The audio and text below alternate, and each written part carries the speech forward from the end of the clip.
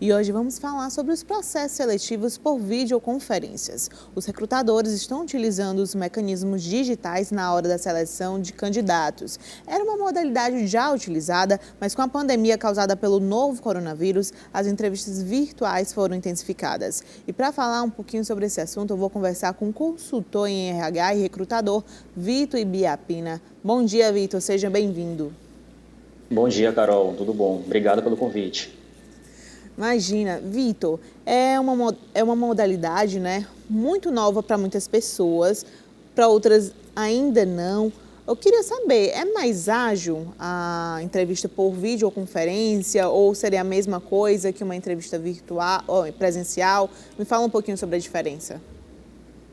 Pronto, Carol. Em termos de agilidade, a gente pode falar que a virtual ela vai nos fazer ter mais ganho de tempo no começo do processo. Sim. Né? Então, os processos seletivos tradicionais, geralmente a gente tem que ligar para um candidato, marcar com ele para vir até a empresa, né? Fazer toda a parte de entrevista pessoalmente. Então, com a forma de videoconferência, a gente consegue otimizar, porque aí, no caso, a gente não tem que mobilizar a estrutura, né? A gente apenas combina com o candidato um horário e aí, por videoconferência, a gente faz essa entrevista, né? Então, e até o próprio candidato não tem que sair de casa, pegar a condução, que leva, leva um certo tempo também. E a gente conseguindo ganhar tempo nessa primeira fase, consequentemente, o resto do processo fica mais rápido, né? Que a gente sempre vai juntar a parte da entrevista por videoconferência com outras ferramentas também, que aí pode ser testes feitos de forma online, né, ferramentas que a gente pode mandar para ele responder em casa e a gente ter acesso depois e juntar junto com essa entrevista e ter um parecer final, né? Verdade. E Vitor, veio para ficar essa modalidade? Acredito que sim, Carol. Já era uma modalidade, como você mesmo falou, utilizada, mas muito para cargos mais estratégicos, né? Cargos como coordenação, gestão, mas agora está mais disseminado, né? Então a gente está tendo aí seleção feita por videoconferência para assistente, para analista, para diversos tipos de função, independente do cargo, né? Eu acredito que sim, eu acho que vai ser uma forma de seleção híbrida agora, né? A gente vai continuar com a parte de videoconferência nesse início de processo, finalizando com a parte presencial, né? Até porque alguns testes têm que ser presencial. Então, acredito que esse segundo momento a gente já vai ter presencial, mas já tendo uma certa triagem, uma certa agilidade na primeira parte com a videoconferência. Vitor, você falou, mas eu gostaria que você repetisse os cargos adequados para esse tipo de seleção. Pronto. Geralmente, esse tipo de seleção era utilizado para cargos mais altos, né, digamos assim. Coordenação, gestão, gerência, né, diretores, enfim. Agora, ele está sendo mais utilizado para cargos de assessor, cargos de assistente, cargo de analista, né, cargos que, digamos que tem uma posição mais baixa, uma hierarquia, digamos assim. Para algumas funções mais operacionais, digamos assim, um estoque, um auxiliar de serviços gerais, pode ser utilizado também, mas eu acredito que aí, no caso, já vai ter, não se encaixe tanto, né? E aí é algo mais mesmo presencial, até porque tem algumas ferramentas, às vezes exige uma tecnologia e são pessoas que às vezes têm um perfil também mais simples, isso, um conhecimento a mais, né? E às vezes são pessoas de um perfil um pouco mais simples que às vezes não têm acesso a essa tecnologia, digamos assim. Verdade. E olha, gente, até pra gente que mexe um pouquinho aqui e ali, tem alguns programas que a gente dá uma travada, complica, mas dá, né, certo. Vitor, falando nisso, nesse negócio de travada, é importante conhecer a ferramenta antes? Sim, bastante. Assim, a gente tem algumas ferramentas que estão em alta, né? Da Google, que é o Meet, a gente tem um Zoom também que está sendo bastante utilizado. Então, é importante os candidatos nesse momento que estão procurando trabalho, que estão enviando seus currículos para as empresas e consultorias, se antecipar a isso, né? Então, já procurar conhecer a ferramenta, baixar no seu celular, baixar no seu computador, se for o caso, ver um pouquinho de como que funciona, porque eu vou até citar um exemplo que, assim, um candidato que eu posso entrar em contato com ele agora, ele falar, Vitor, já tem a ferramenta no meu celular, a gente pode conversar daqui a meia hora. É diferente de um candidato que ainda, de repente, não está preparado. Não, preciso baixar, preciso saber como é que funciona. Até mesmo na hora da entrevista, é interessante que ele já tenha uma certa familiaridade, que ele pode, de repente, apertar em alguma função, em algum botão que que atrapalha a entrevista, que tira o sonho, não sabe como resolver naquele momento, né? Então, é interessante que os candidatos que estão nesse movimento de procurar trabalho, né, já se familiarizem com as ferramentas, sim. Você falou a questão também do preparo, né? Quando a gente vai fazer uma entrevista de forma virtual, eu já vi também as pessoas fazendo a entrevista, se não me engano, pelo Hangouts, mas sem o vídeo. Sim, Para quem vai sim. fazer com vídeo, precisa ter todo aquele cabelo lisinho, limpinho, com aquela vestimenta adequada? Me fala um pouquinho sobre. Então, é importante, Carol, porque assim, não deixa de ser um processo seletivo, né? Em vez de a gente estar no ambiente da empresa, a gente está no ambiente de casa, mas também você passa um pouco da sua imagem pessoal, né? A gente também vai estar avaliando isso, no caso, ver como é que a pessoa está se portando, né? Então, é interessante sim que você se prepare para esse momento, né? Escolha um local adequado, que você possa conversar com calma e se prepare também, se vista de forma adequada, né? Enfim, as mulheres se maquiar, se for o caso, né? Os homens também, de repente, da forma que estiver se sentindo bem também, se tiver barba, também aparar a barba, deixar tudo direitinho, né? Então, essa apresentação pessoal também vai fazer parte desse momento, né? Mesmo por videoconferência, tá? Vitor, a questão também do espaço, né? Vamos supor que vai ser a minha primeira entrevista de forma virtual. Como que eu posso preparar o espaço? Porque tem muitas pessoas que têm filhos, né? Principalmente mulheres, né? Que tem que dar conta da casa, dos estudos dos filhos, entre inúmeras coisas. Me fala também sobre a importância de preparar um ambiente, além de conhecer a ferramenta que você vai fazer a entrevista, de estar vestido de forma adequada, arrumadas de forma adequada, e também a questão de escolher um ambiente tranquilo. Pronto, Carol, assim, a gente também que está desse lado da área de recrutamento, a gente entende que é um momento diferente, né? A gente tem que ter um pouco de empatia e de sensibilidade com os candidatos, né? Então, assim, é interessante que você esteja num canto que de preferência não seja interrompido. Sim. Mas como você mesmo falou, a gente sabe que tem muitas mães que estão em casa, que estão com seus filhos, não tem com quem deixar muitas vezes, né? Então, assim, uma dica que eu dou particularmente, que eu faço aqui na empresa, tá? Se você tiver filho e pequeno e por um acaso possa ser que ele, né, venha lhe chamar e tudo, você nos avisar a pessoa que está fazendo a seleção. Por exemplo, Vitor, eu só queria te avisar que eu tenho um filho pequeno, que ele está aqui comigo, pode ser que em algum momento ele fale alguma coisa ou demande alguma atenção, mas eu já consigo aqui contornar e a gente continua. E eu tranquilo, né? A gente entende, assim, nesse momento também, a gente que está nessa parte de recrutamento, a gente tem que ter uma certa empatia com os candidatos. E a gente entende que, às vezes, em casa tem essas demandas que vão acontecer. Então, se veste bem, direitinho, escolhe um lugar legal, bacana, que você possa ficar mais à vontade. Mas caso as mulheres, ou até os pais também, que estejam com seus filhos, que por um acaso possa vir a interromper, já fala para o recrutador, fala para a pessoa que está no outro lado, que tem essa possibilidade, que a gente leva até com uma certa leveza, né? A gente é bacana também nesse momento, a gente, enfim, quebra um pouco também aquele peso da seleção, da entrevista mais, né, formal, digamos assim. Mas uma dica que eu dou é essa: se não tem como deixar com alguém, fala para a pessoa que pode ter essa possibilidade de uma criança interromper, que é super tranquilo também. Eu acho que esse momento a gente entende também. Entendi. Mas, gente, lembrando, para você que é telespectadora, que está me assistindo, é importante você, quando for fazer, você que passa um tempo parada, tá procurando tá colocando currículo, pretende trabalhar novamente, é importante também você já procurar uma pessoa para que possa cuidar do seu filho, tá? Não tem nada disso, quando eu conseguir um emprego eu vou procurar. Não, tem que ser antes, tá certo? Estou errada ou estou certa, Vitor? É bacana você se planejar assim, Carol. É como você falou, né? Tem gente que deixa para ver essa possibilidade só quando consegue um emprego, e aí quando consegue, às vezes aparece mais rápido do que pensa, né? Em alguns momentos, e aí a pessoa se pega desprevenida. Então é sempre bom você já ir se planejando nesse sentido mesmo, de você ver como pode deixar, com quem pode deixar, como poderia fazer isso, né? Verdade.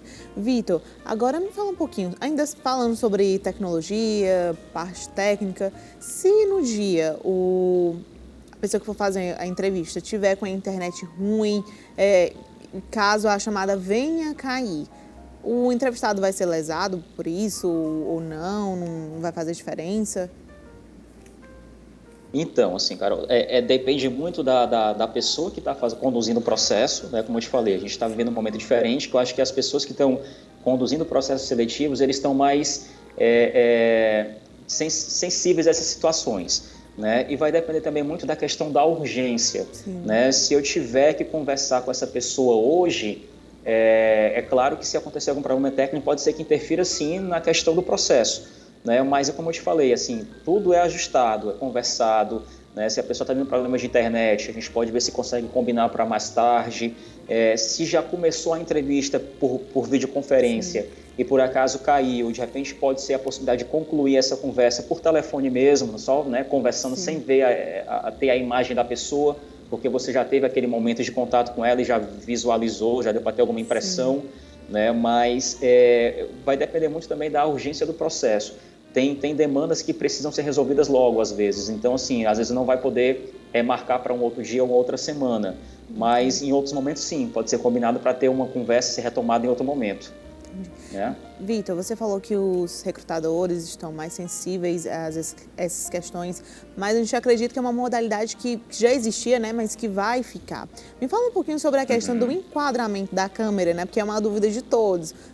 Muita gente faz como fosse selfie, né? Eu vou gravar uns stories.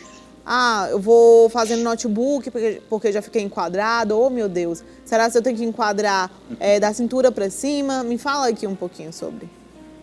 Não, assim, Carol, se você for fazer no celular, é bacana que você procure deixar o celular parado, né, em algum suporte ou então encostado em algum canto que você não precise ficar segurando, até para você ficar mais à vontade na hora da conversa. Quanto ao enquadramento, o interessante é o enquadramento mesmo que mostre aqui da parte do peito para cima, né, dessa parte posterior, o enquadramento de uma câmera mesmo de notebook, né? Como você está aqui conosco. Como eu estou aqui agora com você, não precisa, no caso, você mostrar o corpo todo, ficar muito distante. É uma distância que dê para a gente ter uma conversa e conseguir visualizar o seu rosto, né, no caso, e conversar de forma mais à vontade com você, tá? Mas, de preferência, na altura dos olhos, a câmera, nesse enquadramento, que você tenha uma certa distância que pegue esse enquadramento do seu rosto, tá? E se for de celular, que você coloque em algum local que dê para deixar as mãos livres, no caso, né? Que você não tenha que ficar segurando, porque você pode tremer, pode abaixar um pouco demais ou levantar um pouco mais. Então, até para você ficar um pouco mais à vontade, se soltar mais, é interessante que você não esteja segurando o celular. Acho que fica melhor a conversa. Outra coisa também importante é para você olhar na câmera, tá? Olha para a câmera, não olha para reflexo não, tá?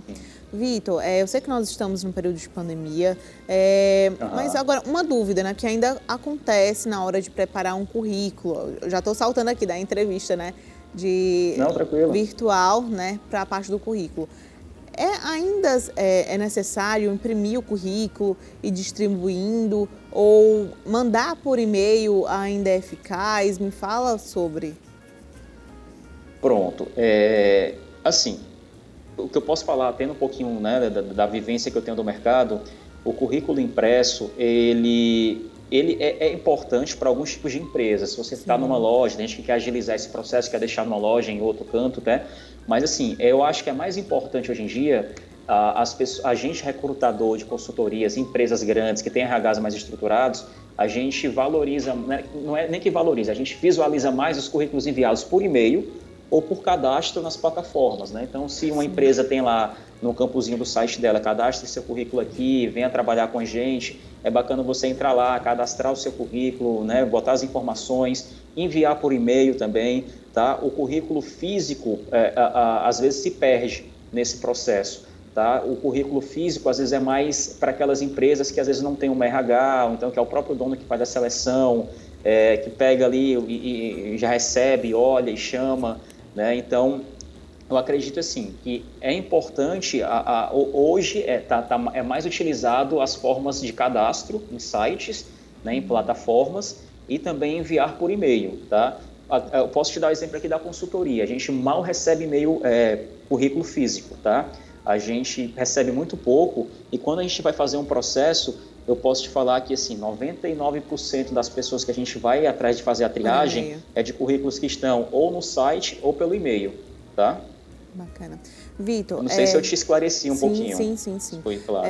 Ainda tem empresas que valorizam. Tudo bem que nós estamos num período de pandemia, ainda está difícil, mas ainda tem empresas que valorizam aquele contato. Ah, eu quero muito entrar naquela empresa. Eu vou lá, vou entregar meu currículo nas mãos de alguém do RH. Ainda é visto com bons olhos ou não? Carol, depende, assim, pode ser que a pessoa não consiga nem entregar para o RH, né? Às vezes deixa na portaria, deixa numa caixa de e-mail, às vezes o RH nem recebe esses currículos mais fisicamente. E tem empresa que já até já orienta, tem às vezes um post-itzinho lá na recepção que fala, entrega para o candidato e lá já diz, cadastre seu currículo no e-mail tal, Sim. né? E às vezes pode ser que a pessoa consiga ter o contato com o RH, e aí, como eu te falei, vai depender assim da impressão, né? Da empresa, né? Tem pessoas que podem olhar e falar, pô, bacana, esse cara está interessado, veio até aqui nos conhecer, deixar pessoalmente, né? Tem empresas que podem valorizar isso, mas cada vez mais, como eu te falei, está mais o contato através mesmo do e-mail e das plataformas, né? Dos sites.